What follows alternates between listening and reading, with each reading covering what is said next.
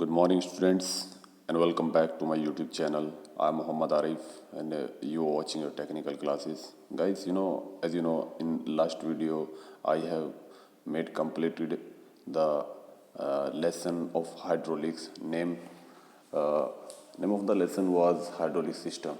Okay, but in this video, I'm gonna start the new lesson, and the name of the lesson is hydraulic turbine and hydraulic pumps. So here we are to discuss only hydraulic pump. Okay, so let's start.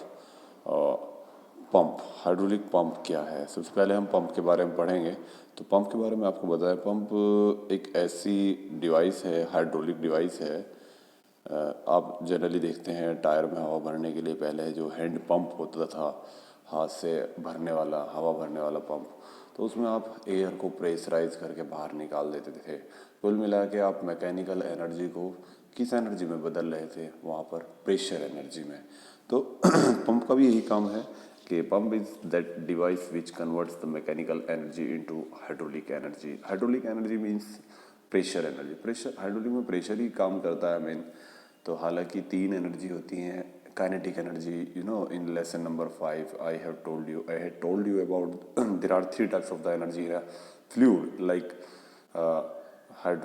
pressure energy, static energy, and kinetic energy. Okay, so here the main energy of the fluid is pressure energy. So we can say the pressure energy as a hydraulic energy. Okay, so pump is that device which is used to convert the mechanical energy into the hydraulic energy. It means pressure energy.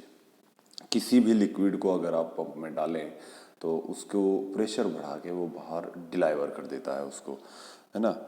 तो ये किस तरह से काम करता है? जैसे reciprocating pump है, या घरों में हैंड पंप जो होते थे पहले, अभी भी हैं, है ना। आजकल तो सबमर्सिबल आ गए हैं। तो पंप किस तरह से काम करते हैं उसको ज़रा देखिए। ये प्रेशराइज करते हैं, पिस्टन सिलेंडर इसके अंदर हो सकता है। I am giving the example of A reciprocating pump, और रेसिप्रोकेटिंग पंप किस तरह से काम करता है? ये एक सिलेंडर है, इसमें 2 वाल्व होती हैं, एक डिलीवर वाल्व होती है यहाँ पर, ये डिलीवरी वाल्व कह सकते हैं, ये सक्शन वाल्व कह सकते हैं, और ये इसमें सक्शन पाइप होता है, एक इधर डिलीवरी पाइप होता है। ओके, जैसे ही पिस्टन पीछे की तरफ मूव करता है तो ये नीचे जहाँ पानी भरा हुआ है ज़मीन के अंदर, पीछे अंदर इंजन के अंदर, सिलेंडर के अंदर वैक्यूम क्रिएट हो जाता है जैसे पिस्टन पीछे की ओर मूव करता है। कैसे चलता है? पिस्टन को चलाने के लिए प्राइम मूवर चाहिए हमें, जैसे कि मोटर, कोई इंजन, इस तरह का। तो वाटर अपने आप ही लिफ्ट होने लगता है यहाँ से और आ जाता है इन सिलेंडर के अंदर। क्यों अपने आप आ जाता है? क्योंकि आपको पता है यहाँ तो वायुमंडलीय दाब होता है, एटमॉस्फेरिक प्रेशर, और अंदर होता है निर्वात हो जाता है क्रिएट, तो सक्शन हो जाता है अपने आप ही, यहाँ पर ये वाल्व खुल जाती है। और जैसे ही पिस्टन आगे की तरफ मूव करता है फॉरवर्ड डायरेक्शन में, तो ये उस फ्लूइड को प्रेशराइज करता है जो सिलेंडर के अंदर आ गया था, और प्रेशराइज करके डिलीवरी वाल्व से निकाल देते हैं। इस तरह से आप देखते हैं कि वाटर कहाँ से कहाँ पहुँच गया। लो लेवल पे था वाटर यहाँ पर, और उसको पहुँचा दिया आपने यहाँ पर। तो ये है एक पंप का वर्किंग। ओके, सो ये मैकेनिकल एनर्जी का यूज़ कर रहा है। पिस्टन को चलाने के लिए आपने कोई सोर्स लगाया होगा, प्राइम मूवर, जैसे मोटर, इंजन, है ना। तो इंजन क्या मैकेनिकल एनर्जी ही देता है। ये हाथ से चला रहे हैं आप, जैसे हैंड पंप है तो हाथ से, वही मैनुअल एनर्जी मैकेनिकल एनर्जी ही होती है। तो उसका यूज़ करके आप इसको हाइड्रोलिक एनर्जी में कन्वर्ट कर रहे हैं। ओके, तो यही लिखा है इसकी डेफिनेशन में पंप क्या है। तो आपको बिल्कुल एज इट इज़ लिखना है। Hydraulic pump is are both device, are both नहीं, दोज डिवाइस, ये गलत है, those. Hydraulic pumps are those device which convert the mechanical energy into pressure energy. Okay, hydraulic pump are used to lift the water from low level to high level. Is it correct? Yeah, it is correct. Hydraulic pump जो है low level के water को high level के water में ऊपर पहुंचाने के काम आते हैं। जैसे आप हैंड पंप में देखते हैं, जनरली यही कर रहे हैं हम। आप हैंड पंप में क्या कर रहे हैं? हैंड पंप में तो यही काम है ना इसमें हम लो लेवल के वाटर को हाई लेवल के वाटर में मतलब लो लेवल से यानी ज़मीन के अंदर से निकाल के ऊंचाई पे ले जा रहे हैं। Hydraulic pumps are design to elevate यानी उठाने के लिए डिज़ाइन किए जाते हैं। क्या उठाने के लिए? ट्रांसफ़र द लिक्विड, किसी लिक्विड को उठाने या ट्रांसफ़र करने के लिए इस्तेमाल किए जाते हैं।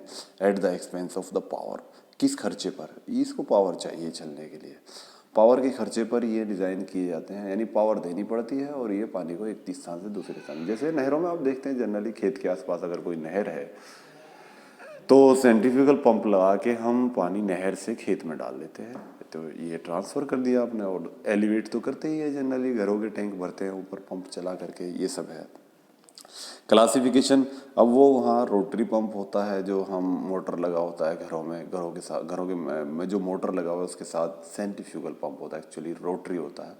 और रेसिप्रोकेटिंग तो आपको पता है क्या होता है। रेसिप्रोकेटिंग रेसिप्रोकेटिंग, हाँ, तो दो तरह के पंप हो सकते हैं। मैं आपको बताऊँ रेसिप्रोकेटिंग में क्या है, देखो थोड़ा सा फिर से समझिए। एक है सेंट्रीफ्यूगल, थोड़ा सा आपने कंप्रेशर आपने पढ़ा तो उसके बारे में पढ़ा भी होगा। रेसिप्रोकेटिंग में तो पिस्टन सिलेंडर के बीच में लिक्विड प्रेशराइज होता है, ये है रेसिप्रोकेटिंग। और इसके अंदर ये जो इस तरह का है सेंट्रीफ्यूगल, इसमें लगे रहते हैं वेन्स वगैरह, तो ये वेन्स जो है प्रेशराइज करके ऐसे भेज देती हैं लिक्विड को बाहर। तो यहाँ से पानी को यहाँ एक्चुअल में आई होता है इसका आई, तो इसमें सतहों के बीच में लिक्विड नहीं दबता। किसमें? यहाँ तो ट्रैप हो रहा है, दो सतहों के बीच में दब रहा है लिक्विड, प्रेशराइज हो रहा है। इसमें सतहों के बीच में नहीं, हालांकि यहाँ तो पंखुड़ियाँ ये पानी को और गति दे के प्रेशराइज करती है ऊपर उठाने के लिए। तो यहाँ प्रेशराइज दो सरफेस के बीच में नहीं हो रहा सेंट्रीफ्यूगल में, और इसमें दो सरफेस के बीच में ये दब रहा है। तो जहाँ दो सरफेस के बीच में ट्रैप हो जाता है कोई लिक्विड, तो उसको आप कहते हैं पॉजिटिव डिस्प्लेसमेंट पंप। ओके, और ये पॉजिटिव डिस्प्लेसमेंट नहीं है, ये रोटोडायनेमिक पंप है। ओके, तो यही मैं आपको बताना चाह रहा था कि पंप का क्लासिफिकेशन कैसे हम करेंगे। तो क्लासिफिकेशन ऑफ पंप में कह सकते हैं आप दो तरह के पंप्स होते हैं, एक डायनेमिक प्रेशर पंप और एक पॉजिटिव प्रेशर पंप। डायनेमिक से मतलब वही दो जो रोटोडायनेमिक है, और पॉजिटिव डिस्प्लेसमेंट से मतलब जिनके दो सरफेस के बीच में जो दब जाता है। अब डायनेमिक प्रेशर में, रोटरी डायनेमिक में सेंट्रीफ्यूगल पंप हो सकता है। प्रोपेलर पंप के बारे में हम पढ़ेंगे। टरबाइन भी एक पंप ही है, जेट पंप जिसे आप कहते हैं। जेट में हम जेट का इस्तेमाल करते हैं, जैसे टरबाइन नहीं होता, टरबाइन को चलाने के लिए जेट भेजनी पड़ती है टरबाइन के अंदर, तो ऐसे ही वो जेट पंप कहते हैं। तो एक टरबाइन पंप को एक टरबाइन कहा जा सकता है। क्यों? आप जरा समझिए, टरबाइन को घुमाने के बाद जो स्टीम बाहर निकलती है या जो पानी बाहर निकलता है, वो पानी अपने आप नहीं बाहर आता, बल्कि टरबाइन की पंखुड़ियाँ उसको बाहर भेज देती है। टरबाइन के जो ब्लेड्स हैं, है ना, तो ब्लेड्स भी उस वाटर पे काम कर रहे हैं, और इसी को तो पंप कहते हैं। जब ब्लेड काम करते हैं वाटर के ऊपर तो उसको पंप कहते हैं। तो टरबाइन को एक पंप कहा जा सकता है, but pump cannot be a turbine pump cannot be a turbine may be a pump, but pump cannot be a turbine. Okay, तो ये है। और पॉजिटिव डिस्प्लेसमेंट में सबसे पहले तो आपको पता ही है रेसिप्रोकेटिंग होता है। गियर पंप होता है, गाड़ियों में लगता है, जो लुब्रिकेटिंग ऑयल को क्योंकि लुब्रिकेटिंग ऑयल जो है ऑयल पैन में पड़ा होता है गाड़ियों में, नीचे बिल्कुल इंजन के सबसे नीचे वाले हिस्से में, और उसको ऊपर उठाने के लिए, सभी पार्ट्स को लुब्रिकेट करने के लिए हम गियर पंप का इस्तेमाल करते हैं। आजकल कारों में उसकी जगह वेन पंप का इस्तेमाल होने लगा है। रूट ब्लोअर, ये जनरली इसमें पहले जब हमारे पास सेंट्रीफ्यूगल पंप नहीं था तो हम रूट ब्लोअर का इस्तेमाल करते थे। जिसने कंप्रेशर पढ़ा है उसने पढ़ा होगा। इसमें लोब होती है, 2 लोब 3 लोब, एक स्क्रू पंप होता है। ये सारे ऐसे पंप हैं जिनमें दो सरफेस के बीच में ट्रैप हो जाता है कोई लिक्विड, यानी दब जाता है। तो वही लिखा मैंने कि पॉजिटिव डिस्प्लेसमेंट पंप किसको कहते हैं। तो ये देखिए जरा कि pump in which the pressure energy is increase of the fluid की प्रेशर एनर्जी इंक्रीज की जा सकती है बाय ट्रैपिंग इट, इसको ट्रैप करके, इट इन बिटवीन 2 सरफेसिस, है ना। यहाँ इन भी है और इट भी है, इट तो लगाना ही है, साथ ही यहाँ पे क्या लिखना है, in between 2 surfaces are known as positive displacement pump. जिन पंप्स के अंदर फ्लूइड को दो सतहों के बीच में दबाया जाता है उसको आप पॉजिटिव डिस्प्लेसमेंट पंप कहते हैं। Turbine is a pump, but pump can not be a turbine. ये बहुत इंपॉर्टेंट फैक्ट है। ये फैक्ट आपको दो चार किताबें पढ़ने के बाद पता लगता है ना। हाँ, तो इतनी जल्दी हम आसानी से आपको दे रहे हैं, समझिए इन बातों को है क्या है एक्चुअली।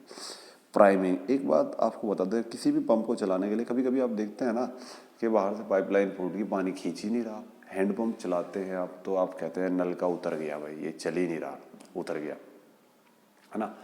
ये अब मोटर पानी खींच ही नहीं रहा होता है। जिनके घरों में सबमर्सिबल हैं उनको तो कोई प्रॉब्लम नहीं, थोड़ी देर में उठा देता है पानी। अगर मोटर लगा हुआ है, सिंपल टुल्लू पंप जिसको बोलते हैं आप, तो वो कई बार ऐसा होता है कि पानी खींचता नहीं है, तो आप क्या करते हैं, फिर एक मग पानी ऊपर से ही डाल देते हैं कि उसके अंदर, पंप के अंदर बाहर से ही, है ना। फिर वो उस पानी को बाहर भेजता है और फिर पीछे से खींच लेता है। तो एक्चुअल में हमें क्या करना पड़ता है, पहले पानी डाल देते हैं उसमें अंदर, पंप के अंदर स्टार्टिंग में बाहर से, है ना।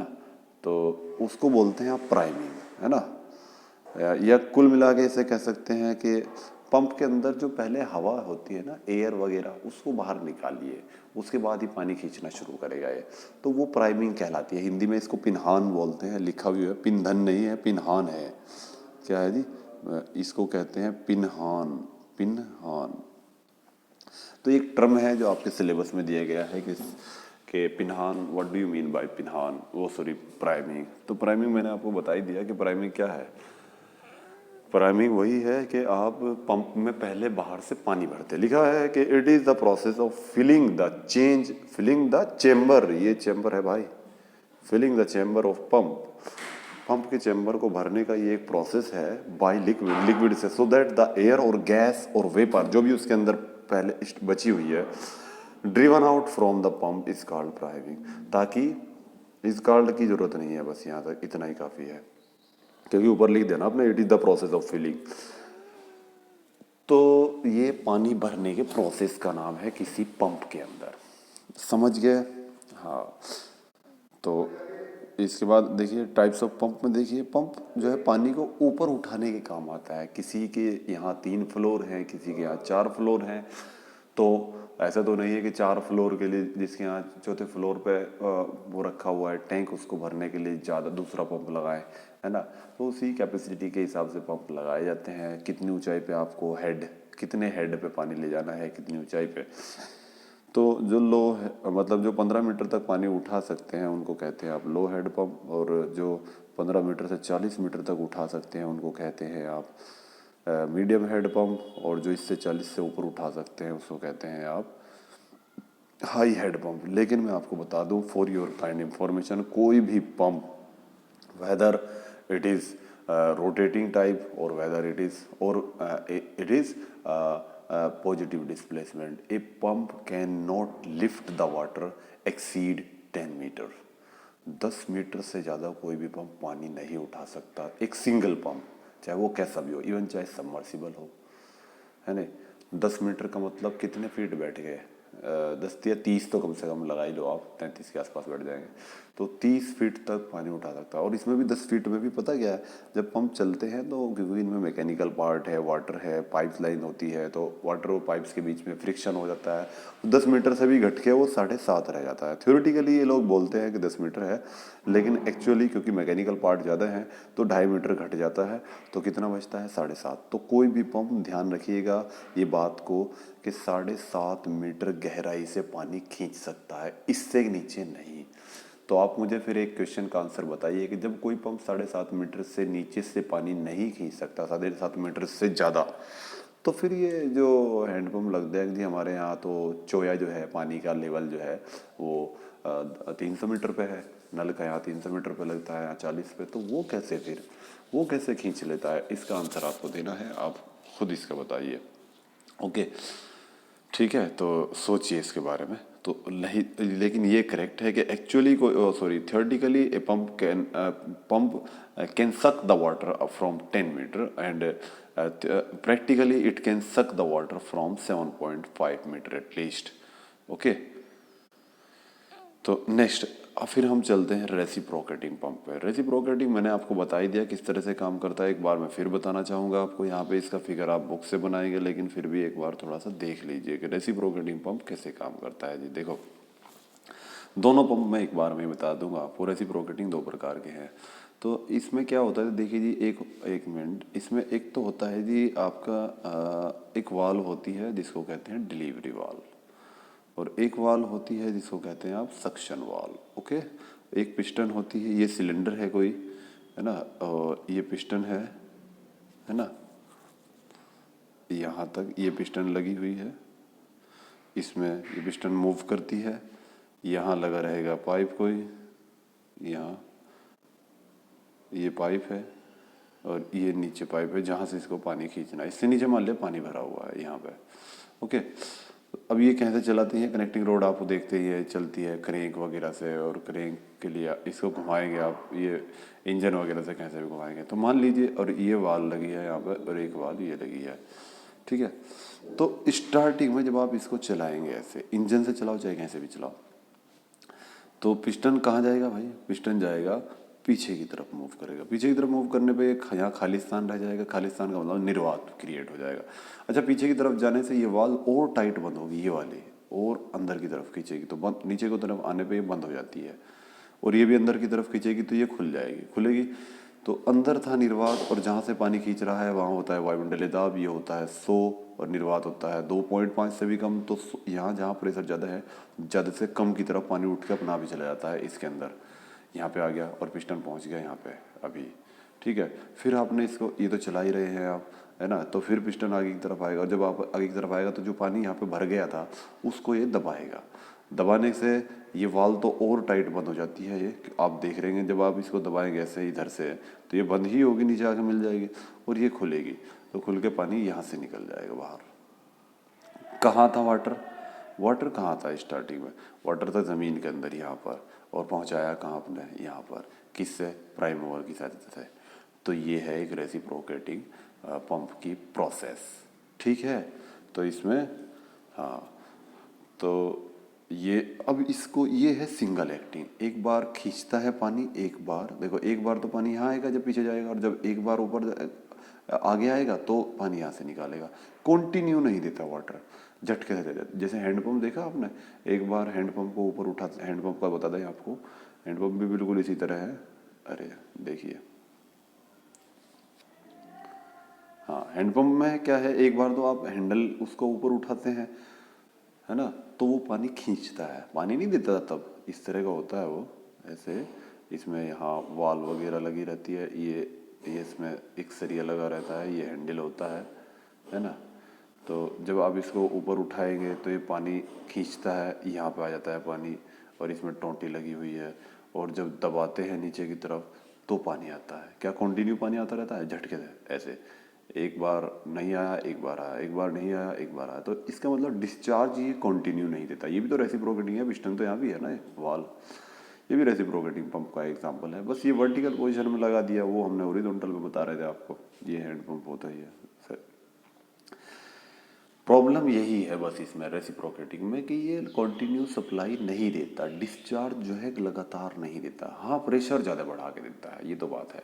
तो इसका मतलब रेसिप्रोकेटिंग पंप कैसा पंप है, जो कैसा है कि डिस्चार्ज तो लो होता है इसका, लेकिन प्रेशर इसका हाई होता है। समझ गए, इस बात का ध्यान रखेंगे। इसको अब मैं आपको फिर बता दूं, डिस्चार्ज लो होने, तो आप ये पॉइंट लिखेंगे। अच्छा, फिर इसको हम डबल एक्टिंग बनाएंगे। हम चाहते हैं कि पानी लगातार आता रहे, है ना, सप्लाई ज़रूरी है भाई, हमें चाहिए ही सप्लाई। मेन यहाँ से हमें प्रेशर इतना रिक्वायर नहीं है जितना कि हमें सप्लाई चाहिए। तो हमने क्या किया, इसमें मॉडिफिकेशन किया। कैसे मॉडिफिकेशन किया, देखिए, इस पंप में आपने, ये पंप था, यहाँ समझिएगा, कलर ले लेते हैं एक, देखो ये पिस्टन सिलेंडर, सिलेंडर लगा लो, यहाँ एक सक्शन पाइप, यहाँ एक डिलीवरी पाइप, ये है पिस्टन। तो हमने इसमें क्या मॉडिफिकेशन किया, ये कनेक्टिंग रोड है इसकी, है ना, और ये है इसमें, यहाँ इसको बंद कर दिया। हालांकि सीधी करेंगे इसको, कनेक्टिंग रोड को दोबारा बना देते हैं हम। तो देखिए, हाँ अब देखिए, ये है इसमें सिलेंडर, ये पिस्टन, इसको सीधी कर रखेंगे, क्रॉस हेड लगा सकते हैं आगे चल के, और ये है यहाँ पर, बंद कर देते हैं इसको भी बंद। आपको पता है आगे लगा रहता है एक सक्शन पाइप, जहाँ से पानी को सक करता है, एक सक्शन वाल्व होती है, यहाँ लगा रहता है एक डिलीवरी पाइप, जहाँ से ये पानी को डिलीवर करता है। जितनी गहराई से पानी खींचता है उसे कहते हैं सक्शन हेड, एचएस से डिनोट करते हैं। और जितनी गहराई पे पानी पहुंचा ऊंचाई पे उसे कहते हैं डिलीवरी हेड, एचडी से डिनोट करते हैं। हालांकि ये सेंटर से ली जाती है, कहाँ तक, इसके सेंटर से यहाँ तक ऐसे एचएस, और इसी के सेंटर से यहाँ तक ऊपर इसे एचडी कहते हैं। HD delivery head, suction head, ये दिखाना चाहिए आपको। तो हमने इसमें मॉडिफिकेशन क्या किया, देखो जब ये पीछे को जा रहा है ना, तो यहाँ से पानी खींच लेगा इधर से। और जब आगे आ रहा है, जब पीछे जाएगा तो यहाँ से पानी खींचेगा, अंदर एंटर कराएगा। और जब आगे आ रहा है तो यहाँ से पानी बाहर निकालेगा। क्लियर है। लेकिन अगर हम इसमें एक सक्शन पाइप पीछे भी लगा दें इधर, और इधर भी लगा दें, तो जरा देखिए, इसमें ऊपर डिलीवरी पाइप लगा दिया, ये एक डिलीवरी वाल्व है, और नीचे एक सक्शन पाइप लगा दिया, ये एक सक्शन वाल्व है। तो यहाँ समझने की कोशिश कीजिए कि जब ये आगे की तरफ जाएगा तो यहाँ से पानी खींच ले, और यहाँ से तो वो निकालेगा ही। और जब ये पीछे की तरफ आए पिस्टन इधर की तरफ, तो यहाँ से पानी खींचेगा, यहाँ से निकाल देगा। तो कहने का मतलब ये पिस्टन के दोनों तरफ सक्शन और डिलाइवर हो रहा है वाटर। एक बार सक करता है, जब आगे की तरफ चलेगा तो इधर से खींच लेगा, जब पीछे चलेगा इधर से खींच लेगा। फिर सुनो, जब आगे चलता है ऐसे तो ये डिलाइवर करेगा पानी यहाँ से, और जब पीछे चलता है तो यहाँ से डिलाइवर करेगा। अब आपने क्या किया, इन दोनों पाइपों को आपस में जोड़ दो। किन किन को, अगर मैं इन दोनों पाइपों को आपस में जोड़, ऐसे उधर से भी लाए, इसको पाइप को मोड़ के और एक बना दो इनको ऊपर, ऐसे बना दिया एक। तो जब ये पिस्टन ये चलता रहेगा पंप ऐसे ऐसे इधर की तरफ आगे पीछे चलता रहेगा, तो एक बार तो पानी इधर से आ जाएगा इस पाइप में ऊपर, और एक बार आ जाएगा इधर से। लेकिन बाहर निकलता हुआ जो दिखाई देगा वो कंटिन्यू दिखाई देगा, है ना। ऐसा नहीं कि झटके से आएगा पानी कि एक बार आ रहा है एक बार नहीं, ऐसा नहीं होगा, है ना। तो ये देखो क्या धोखा किया इन्होंने। आपको तो लगेगा बाहर सप्लाई रेगुलर है, लेकिन अंदर क्या हो रहा है, अंदर तो ये हो रहा है कि एक बार इधर से आ रहा है और एक बार इधर से आ रहा है वाटर। ठीक है तो धोखा ही। खैर, तो इसे कहते हैं double acting reciprocating pump. So we can construct the double acting pump as well as triple acting, है ना। ट्रिपल एक्टिंग भी बना सकते हैं। डबल एक्टिंग में तो एक ही ये काम कर जाएगी, लेकिन ट्रिपल एक्टिंग में क्रैंक जो लगानी पड़ेंगी आपको, 3 लगानी पड़ेंगी, 120 डिग्री पे लगानी पड़ेंगी। तो ट्रिपल एक्टिंग भी बना सकते हैं हम, डबल एक्टिंग भी बना सकते हैं। बस ट्रिपल एक्टिंग में ध्यान रखना है आपको कि आपको 3 क्रैंक लगानी पड़ेगी 120 डिग्री पे, पीछे लगी रहती है क्रैंक, आपको पता आपको। तो ये क्यों किया हमने, ताकि रेगुलर सप्लाई मिल सके, बस इसलिए किया है। तो ये है, तो इस तरह से पढ़ेंगे आप। यहाँ पे देखिए जरा, रेसिप्रोकेटिंग के बारे में एक एक पॉइंट लिख लेते हैं हम। देखिए पहला पॉइंट लिखा हमने कि reciprocating pump is a positive displacement pump. बिल्कुल है जी। That contains of a piston, that contains of a piston one cylinder arrangement, piston and cylinder arrangement रखता है, and it is operated by a power source. Clear है। Reciprocating pump एक positive displacement है, दो सतहों के बीच में पानी दबता है इसमें, और ये एक पिस्टन सिलेंडर होता है इसके अंदर, और कैसे चलता है, प्राइम मूवर से चलता है। Reciprocating pump is A high head and low discharge. मैंने पहले ही बताया, यही तो प्रॉब्लम है इसमें कि हेड तो ये ज़्यादा क्रिएट कर सकता है, प्रेशर तो कर सकता है, लेकिन डिस्चार्ज इसमें कम ही होता है भाई। हाँ, डिस्चार्ज इसमें कम ही होता है। नेक्स्ट क्या है, नेक्स्ट है जी, reciprocating pump can be made double acting and triple acting for uniform discharge. अगर सप्लाई आपको यूनिफॉर्म चाहिए तो आप डबल एक्टिंग बना लीजिए, ट्रिपल एक्टिंग। लेकिन ट्रिपल एक्टिंग में क्रैंक जो होती है, the cranks are arranged at 120 degree each other for triple acting. Triple acting क्योंकि आपकी किताब में नहीं है इसके बारे में जरा सभी व्यू, तो एक लाइन हमने ये लिख दी आपके यहाँ।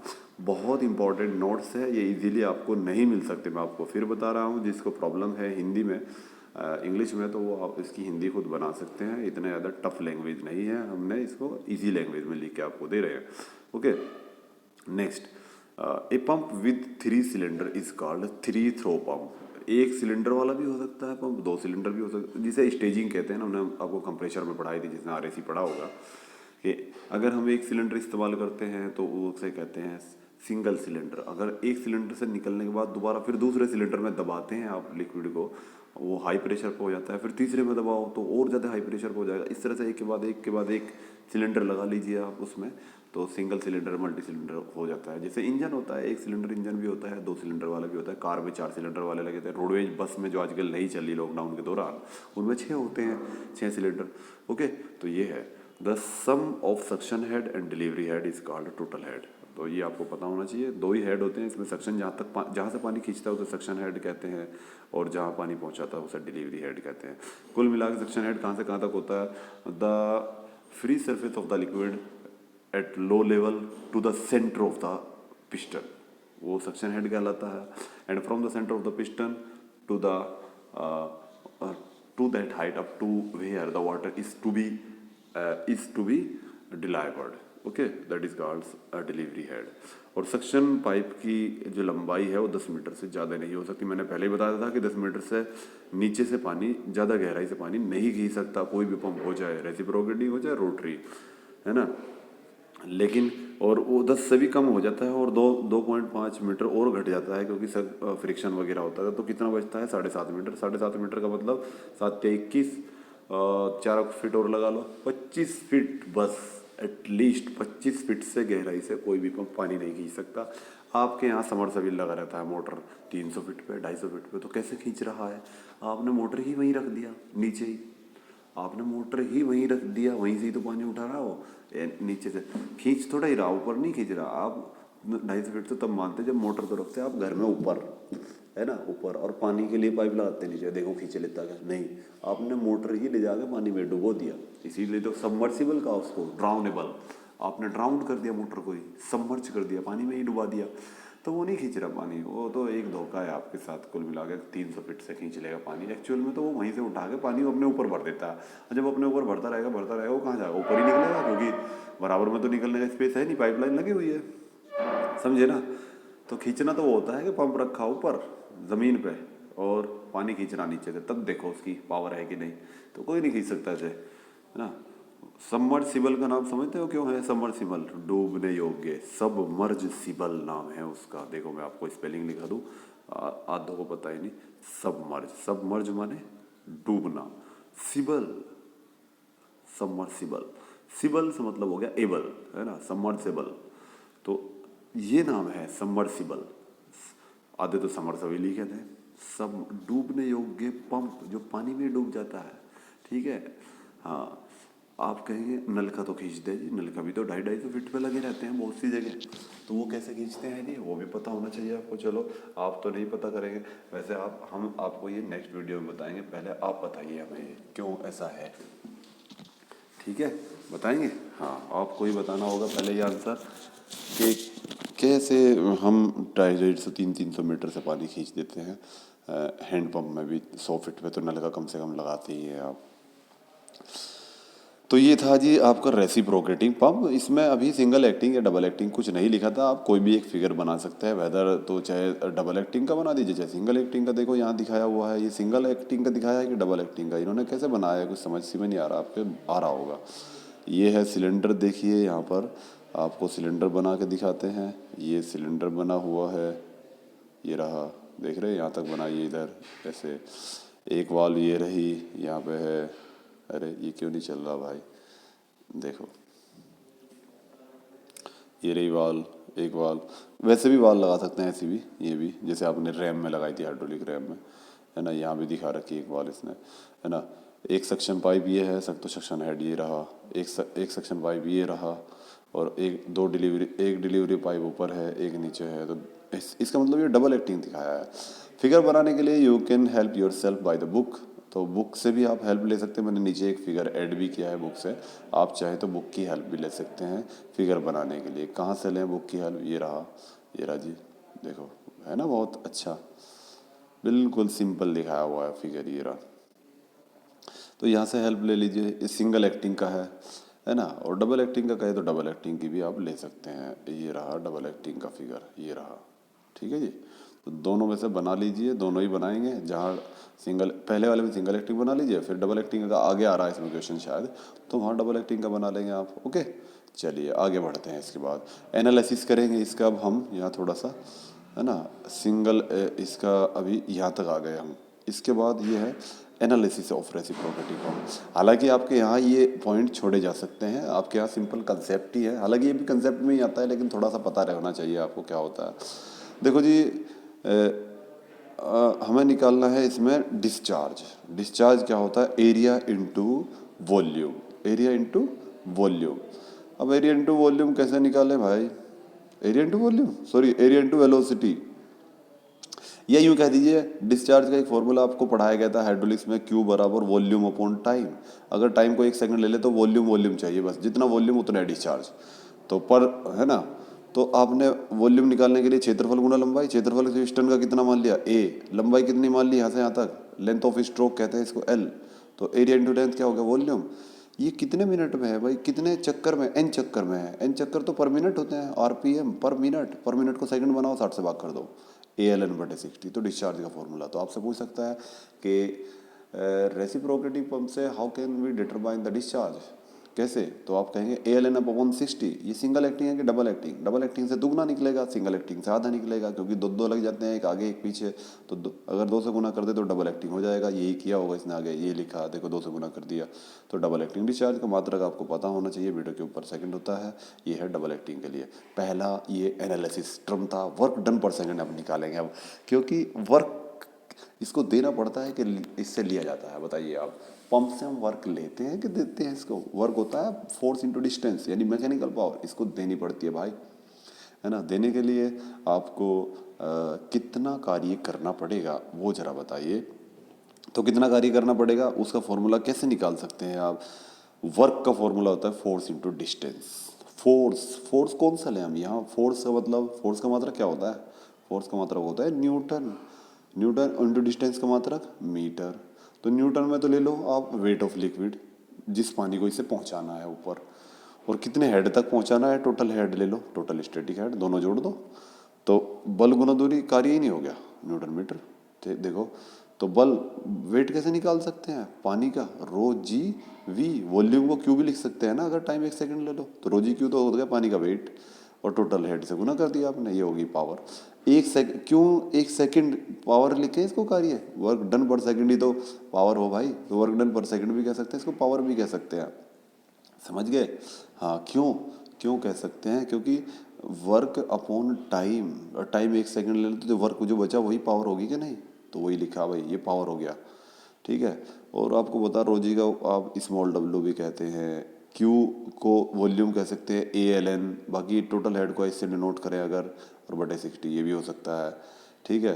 बाकी वही एक, अच्छा वाट में बन गया, 1000 से भाग कर दो तो किलोवाट में बन जाएगा, है ना। कभी कभी हम स्मॉल डब्ल्यू को गामा भी कहते हैं, ये आपको पता होना चाहिए। रोजी को हम दोनों की गुना को गामा भी कहते हैं, स्पेसिफिक वेट गामा, तो यहाँ पे गामा लिखा हुआ है, कभी लेमडा समझ लो, किलोवाट में है। तो था दूसरा। तीसरा देखिए आपको बता देते हैं, इसमें थोड़ा सा आप कहेंगे कितने इंपॉर्टेंट टर्म, मतलब इतना डीप तो हमारे यहाँ है भी नहीं, आप चाहे तो ना छोड़ दे इसको, ज़रूरी नहीं है, हम तो आपको ज़्यादा ही बता रहे हैं, कुछ कम तो नहीं बता रहे। आप लिख लेंगे तो आगे काम आ जाएंगे आपके, है ना। और यहाँ भी पूछ सकता है, उसने लिखा हुआ है कंसेप्ट, न्यूमेरिकल नहीं, केवल कंसेप्ट, नहीं तो न्यूमेरिकल भी कहता। तो कंसेप्ट का मतलब तो आपको सारा उसका कंसेप्ट समझ में आना चाहिए कि क्या क्या होता है। कंसेप्ट में तो पावर भी आएगी भाई, है ना।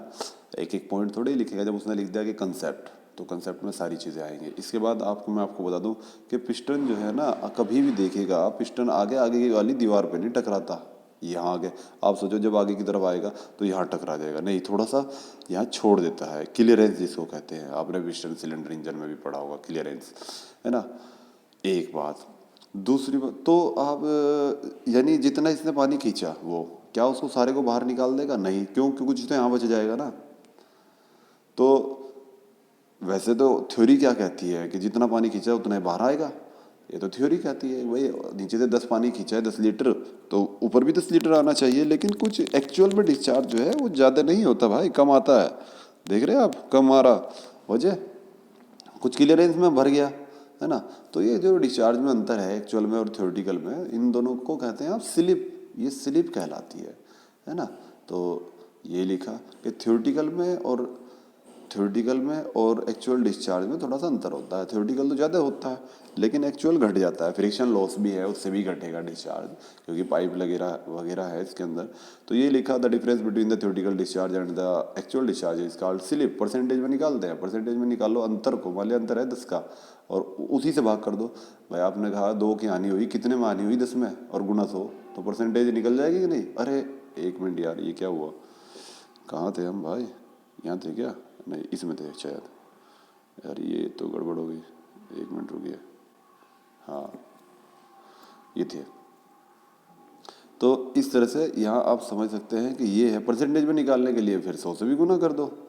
अच्छा थ्योरेटिकल डिस्चार्ज को कैसे डिनोट करते हैं जरा आप बताइए। क्यू थ्योरेटिकल से, क्यू टी एच ई का मतलब क्यू थ्योरेटिकल, तो इनको आपने अलग अलग कर लिया, ऊपर भी क्यू थ्योरेटिकल टी एच, नीचे भी क्यू थ्योरेटिकल माइनस इसको क्यू एक्चुअल बटे क्यू थ्योरेटिकल, ऐसे भी तो कर सकते हैं ना।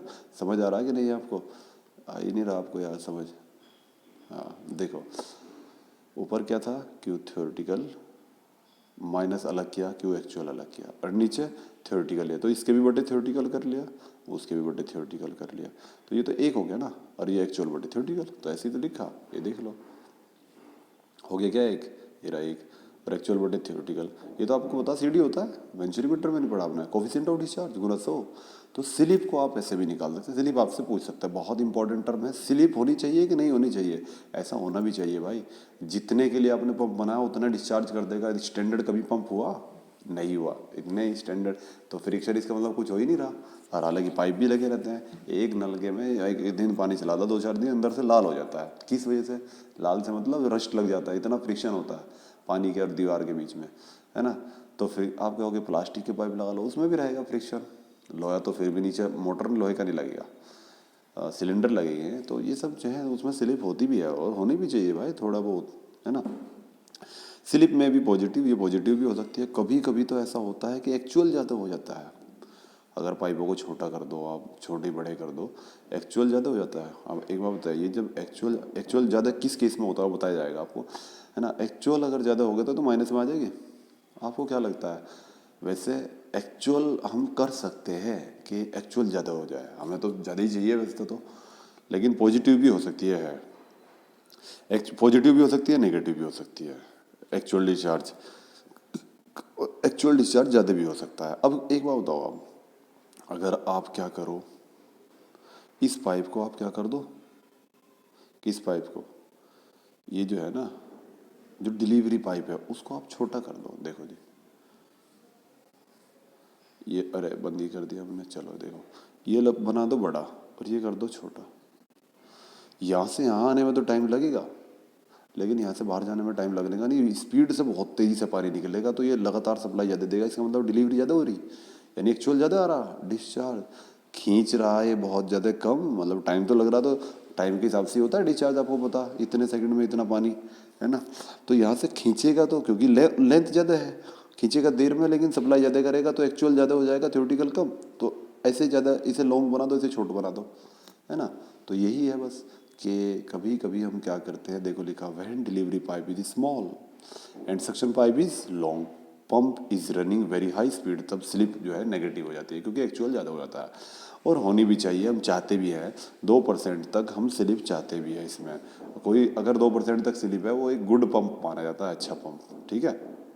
चलिए, तो मैं आपको बता रहा था कि स्टेजिंग भी आप कर सकते हैं पंप की, जैसे कंप्रेसर होता है ऐसे ही मैं आपको बता दूं कि एक सिलेंडर से निकाल के आप, जैसे आपने बनाया था यहाँ पे कि एक सिलेंडर ये रहा, है ना, उससे आपने एक सक्शन पाइप एक डिलीवरी पाइप, इस डिलीवरी पाइप को आप दूसरे पंप के लिए आप सक्शन पाइप बना दें इस तरह से, है ना, फिर दूसरा सिलेंडर लगा दें, इस डिलीवरी पाइप को उसके लिए सक्शन पाइप बना दें, तो यहाँ से निकलेगा, पहले वाले में कंप्रेस होगा, फिर यहाँ से दूसरे वाले में जाएगा, फिर यहाँ पे कंप्रेस होगा, है ना, 2 सिलेंडर हो गए, फिर तीसरे में जाएगा, फिर तीसरे में कंप्रेस होगा, तो इस तरह से एक पंप 3 जगहों पे कंप्रेस होकर पानी बाहर निकलता है, तो बहुत हाई हेड पे पानी ये पहुंचा सकता है, बहुत ऊंचाई पे, जिस तरह से मैंने बताया कि 40 मीटर से ऊपर भी पानी पहुंचा सकता है।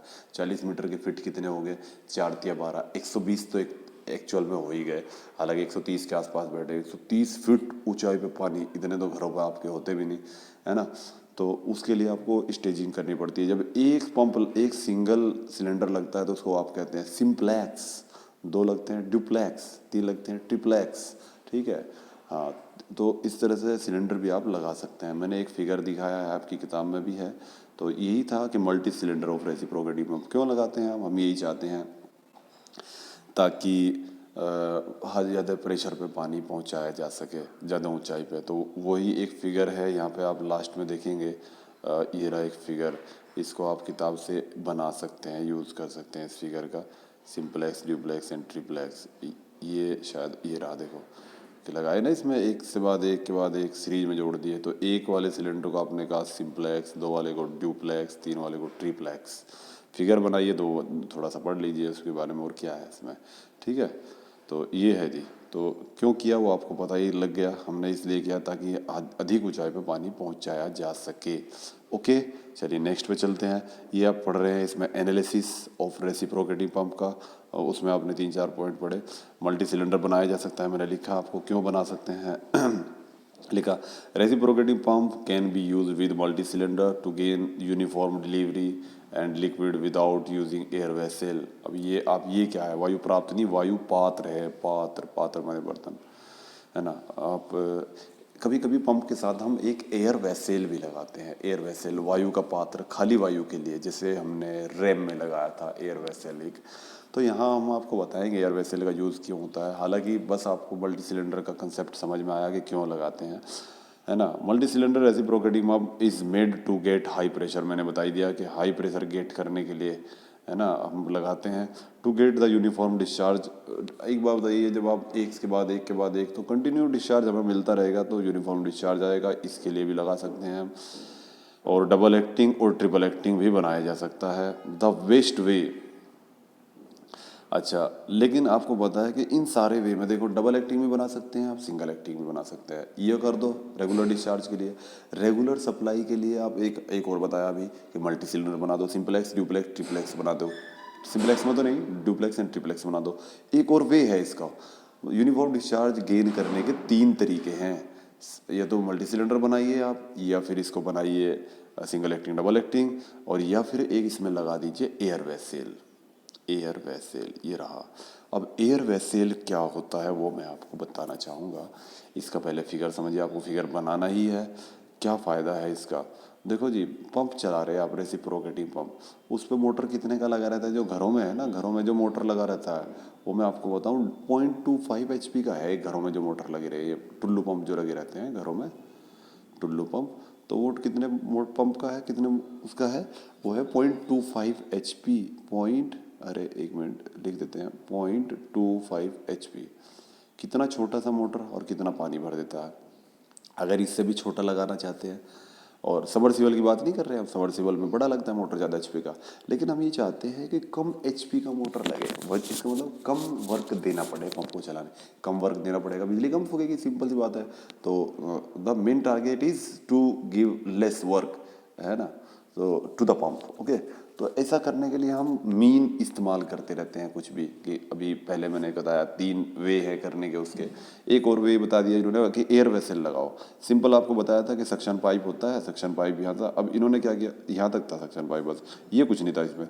अब इन्होंने ये भी लगा दिया। अब ये क्या है, देखो जी, जब इसमें ये पिस्टन सिलेंडर ही है, यहाँ पिस्टन लगी होगी, है ना, ये दिखाई नहीं इसने बेवकूफ़ ने। तो आप इसे जैसे पीछे जाएगा तो पानी खींचेगा यहाँ से, लेकिन वो पानी इसमें भरी हुई है एयर। देखो जी, इसमें क्या भरी हुई है, एयर। तो वो पानी पहले तो इसमें ही भरेगा, क्योंकि रास्ते में तो यही पड़ा बाईपास, तो पहले तो इसमें भर गया। अब ऊपर एयर है तो एयर को दबाएगा, जाहिर सी बात है। अब एयर बिल्कुल ख़त्म तो होने की नहीं, लीक होकर बाहर निकल जाएगी नहीं, तो यहाँ तक दबा दिया, मान लिया यहाँ एयर रहेगी। और फिर उसके बाद कहाँ, जब ये भर गया इसमें, जब प्रेशर फुल हो गया उसके अंदर, तो फिर ये पानी यहाँ पहुँचेगा, ठीक है। चलो जी, फिर उसके बाद इसको दबा के ये बाहर निकाल देगा, ठीक है। अब एयर वेसल का काम देखो, दूसरी बार में जब ये पीछे जाएगा आगे की इस तरह से, तो पानी पहले यहाँ से उठना चाहिए नीचे से, या जो इसमें भरा हुआ है वो एयर जो है ना, वो एयर उल्टा उस प्रेशर, वाटर पे प्रेशर लगा के इस पानी को बाहर निकालती है, और ये पहले खींचता है पानी।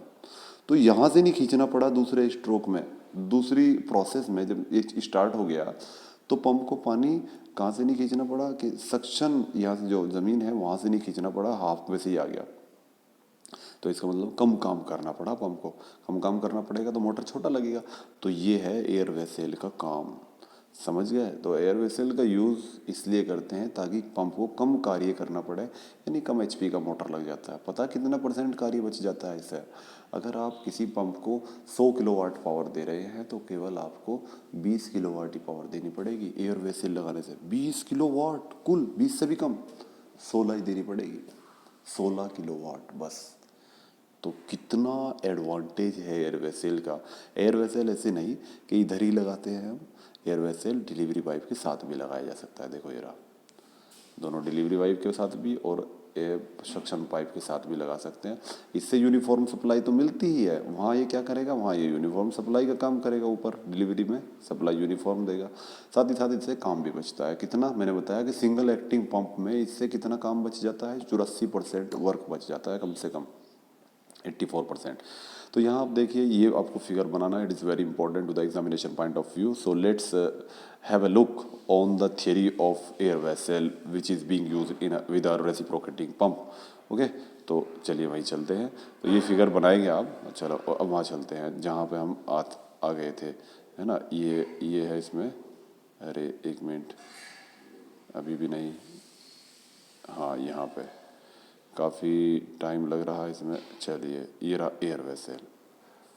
ये सब एनालिसिस पढ़ रहे हैं, एक एक इम्पॉर्टेंट है, आपकी किताब का ही है सभी, आप घबराइएगा मत, है ना। 1 घंटे की वीडियो देंगे कम से कम आपको आज। Advantage of using air vessel, तो मैंने बताया कि the maintain of work save by using air vessel with single acting pump, है ना। The main advantage of work save, क्या लिखा है इसने, माउंटेन लिख दिया, पर्वत। कुल मिला के आप कह सकते हैं the amount of work saved है, अमाउंट, मेंटेन, अमाउंट लिख दिया, अमाउंट है, कितना कार्य बच जाता है, amount, AMOUNT। The amount of work saved using air vessel with single acting reciprocating pump 84.8%। Single acting reciprocating pump के साथ अगर हम एयर वेसल लगा दें वायु पात्र तो कितना काम बचेगा, 84%। और डबल एक्टिंग के साथ लगा दें तो केवल 39.2% ही बचता है बस। तो किसके साथ लगाना ज़्यादा बेटर है, सिंगल एक्टिंग के साथ। डिस्चार्ज इज रेगुलर, कंटिन्यूस हो जाता है डिस्चार्ज सप्लाई, है ना। और acceleration is in suction pipe and delivery pipe is minimum. ये भी है कि इसको समझिए आप, पॉइंट को है क्या है ना। The friction loss get decreases, friction loss जो है वो घट जाता है, डिक्रीज आ जाएंगे, लॉसेस है ना, हाँ, गेट डिक्रीज, हाँ, गेट डिक्रीज।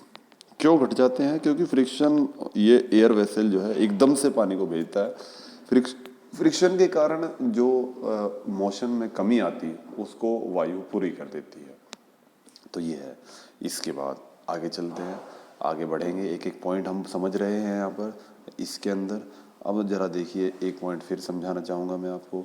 देखो ये है जी रेसिप्रोकेटिंग पंप, और रेसिप्रोकेटिंग में पंप में पानी खींचता है ज़मीन के अंदर से, है ना। ये क्या है, ये है सक्शन हेड, यहाँ सेंटर तक होता है सक्शन हेड, इसको HS से डिनोट करते हैं। लेकिन ज़रा आप समझिए, और ये है यहाँ पे पिस्टन, पानी यहाँ से खींचता है इस तरह से अंदर, यहाँ से उठाता है वाटर, तो है ना। आप इसके साथ वेपर ना आ जाए, वेपर एयर के बुलबुले भी आ सकते हैं कई बार, है ना। कहीं से लीक हो तो एयर के बुलबुले आ जाते हैं, तो हम चाहते हैं एयर वगैरह ना आए, एयर प्रेशर, वेपर ना आए इसके अंदर, वेपर, है ना। तो क्योंकि सक्शन जब पूरा नहीं होगा ना तो बुलबुले आएंगे यहाँ से, बुलबुले यानी पानी सप्लाई रेगुलर नहीं मिलेगी। पानी के साथ आपने देखा होगा पाइप में कभी कभी बुलबुले आते रहते, तो इसको बब्बल बन गया, तो इसका मतलब रेगुलर वाटर नहीं आ रहा, है ना। तो यानी वेपर आ रही है बीच बीच में, वायु बीच में ट्रैप होकर आ रही है बुलबुले, तो हम ये चाहते हैं कि वो ना आए, यानी वेपर प्रेशर इसमें से घट जाए। वेपर प्रेशर नहीं होना चाहिए इसके अंदर, वेपर प्रेशर होगा तो वेपर आ जाएगी। तो हम, और वेपर प्रेशर का मान कितना होता है आपको बताया गया है 2.5, तो 2.5 हटा दो प्रेशर, जितना भी था 10 था, मान ली 10 में से 2.5 हटाइए, बचा कितना, 7.5 मीटर बस। तो ये, अच्छा 2.5 होता है नेगेटिव प्रेशर, आपको पता होना चाहिए। वेपर प्रेशर जो होता है वो नेगेटिव प्रेशर ही तो होता है, तो इसे नेगेटिव को हटा दो 2.5 को, बचे 10 में से 2.5 बचा कितना, 7.5, ये पॉजिटिव बच गया ना। तो ये पॉजिटिव सक्शन हेड है, शुद्ध पॉजिटिव सक्शन हेड बस। कि वेपर प्रेशर को अगर हम हटा दें, सक्शन लाइन में से वेपर नहीं आनी चाहिए, तो उसे कहते हैं net positive suction head, NPSH। NPSH important, लिख के रख लो, अगर ना आई तो डेफिनेशन तो कहना एग्जाम में, NPSH net positive suction head. तो यही लिखा कि वेपर प्रेशर से ऊपर जो हेड होता है, the suction head above vapour pressure head is called वेप। ये इंटरव्यू में पूछा जा गया था हमारे से एग्जाम में, अभी UPPSC का इंटरव्यू हुआ था, उसमें भी पूछा गया था NPSH क्या है, कितनी वैल्यू होती है इसकी, 7.5 मीटर, हटा दिया अपने vapour, net positive suction metre, suction head हो गया। वैसे सक्शन पाइप की लंबाई कितनी हो सकती है आप बताइए जरा कमेंट करके, no comments even I get yet.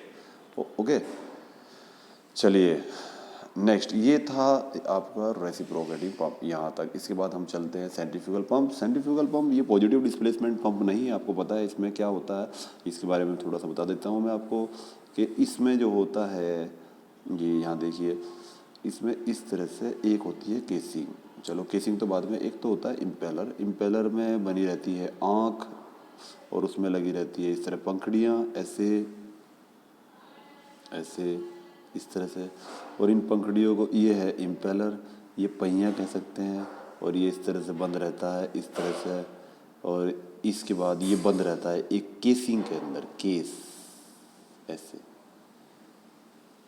Case भी वेल डिज़ाइन होती है इस तरह से, ठीक है। पानी एंटर करता है कहाँ से, बाहर से, यहाँ से इस तरह से।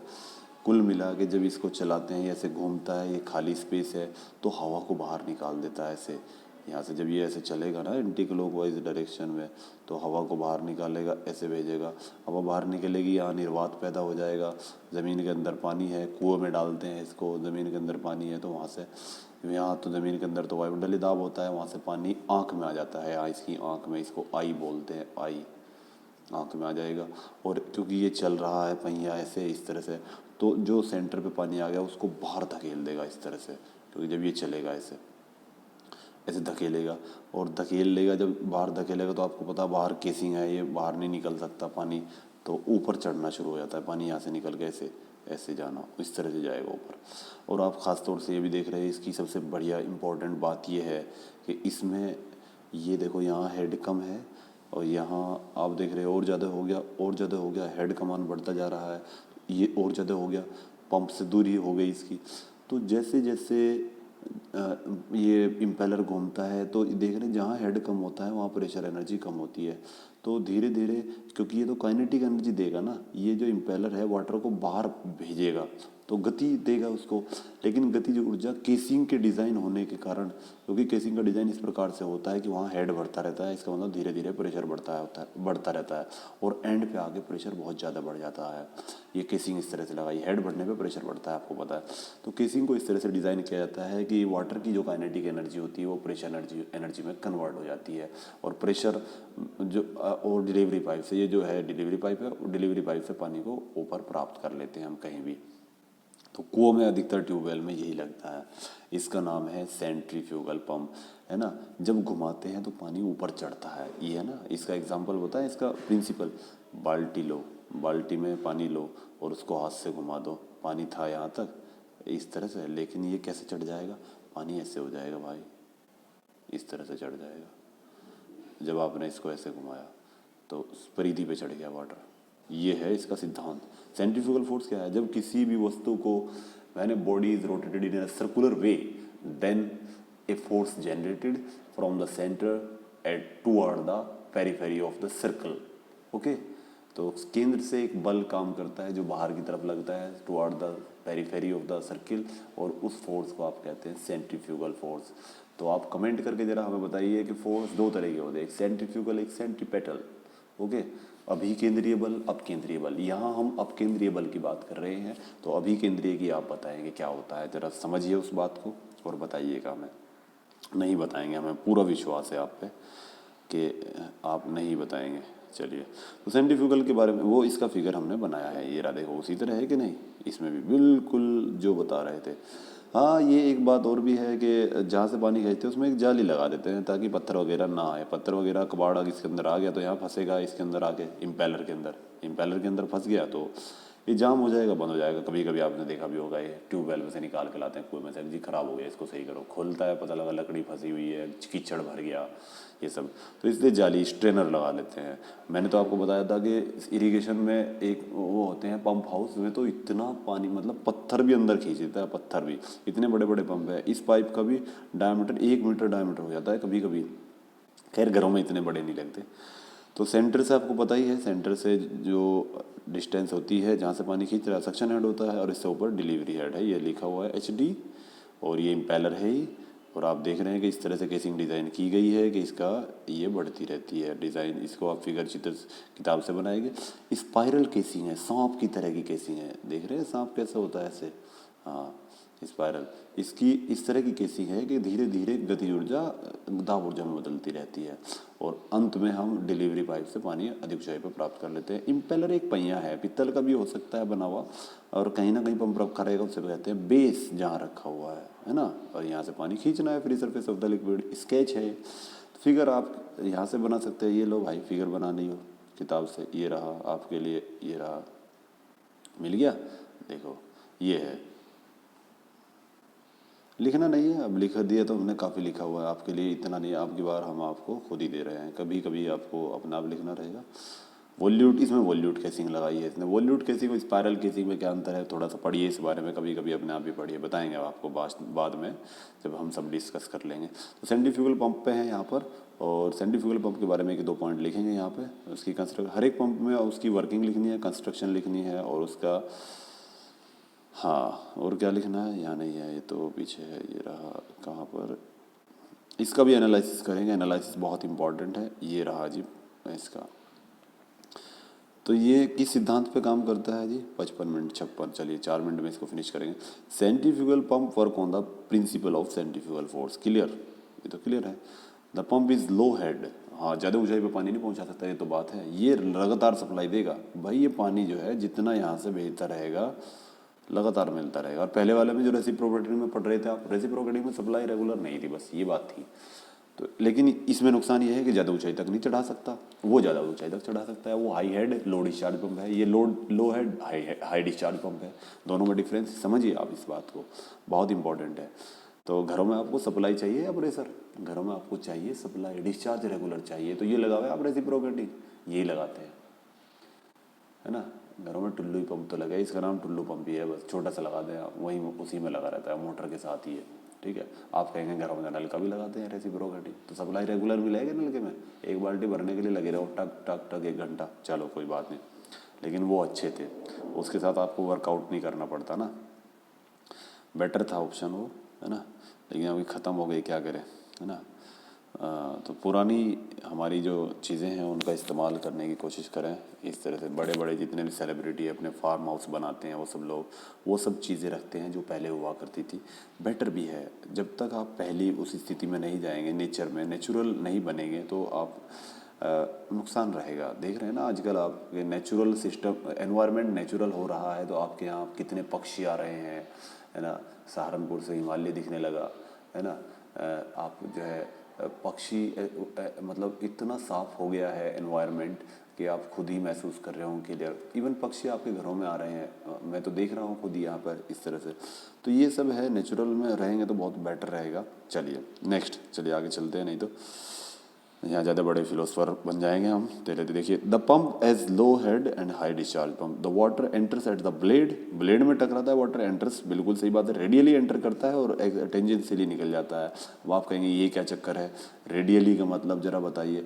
यहाँ से जब एंटर करेगा पानी, आता तो वैसे यहाँ पे है, सबसे पहले यहाँ पे पानी आता है, यहाँ पे, और ऐसे ऐसे एंटर कर, ऐसे इस पहिए, ये पहिया है, तो यहाँ से जब ऐसे जाएगा तो ये रेडियस ही है क्या, नहीं, तो रेडियली आया अंदर, और जब छोड़ेगा इसको एक पॉइंट पे, कौन से पॉइंट पे जी, देखो जी इस पॉइंट पे छोड़ेगा। यहाँ से हुआ तो रेडियली एंटर, लेकिन छोड़ा कौन से पॉइंट पे, इस पॉइंट पे। देख, अरे सॉरी, ये क्या हो रहा है, ये स्टाइलस थोड़ा सा ना गड़बड़ कर रहा है। कौन से पॉइंट पे छोड़ेगा भाई, यहाँ पे, यहाँ पे, यहाँ पे एक पॉइंट पे स्पर्श करता हुआ, स्पर्श करता हुआ, ऐसे, समझ गए, ऐसे ऐसे, इसे कहते हैं टेंजेंशियल।